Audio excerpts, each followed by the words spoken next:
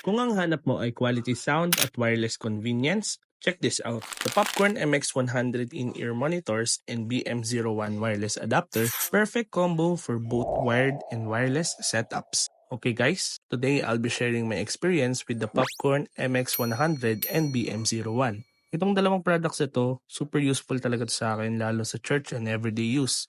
Yung MX100, ito talaga yung ginagamit ko when playing music, balance yung sound niya at hindi masyadong bassy. Pero, rinig mo pa rin yung mga small details. Ang maganda pa, detachable siya kaya kapag gusto kong gawing wireless, ikakabit ko na lang siya sa BM01 wireless adapter. Super dali, di ba? About sa BM01, hindi lang siya for musicians ha. Perfect siya for casual listening and calls. 7 hours yung battery life. Oo, legit. Na-test ko na. At mabilis din mag-charge kaya hindi hassle gamitin araw-araw. Comfort-wise, ang ganda ng ergonomic design niya.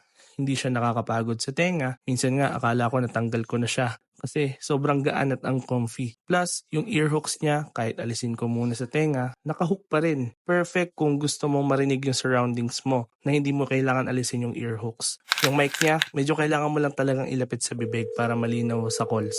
Pero overall, okay siya. Solid choice for both music and everyday use. So kung gusto mo rin ng ganitong experience, check the link and yellow basket down below and get yours now.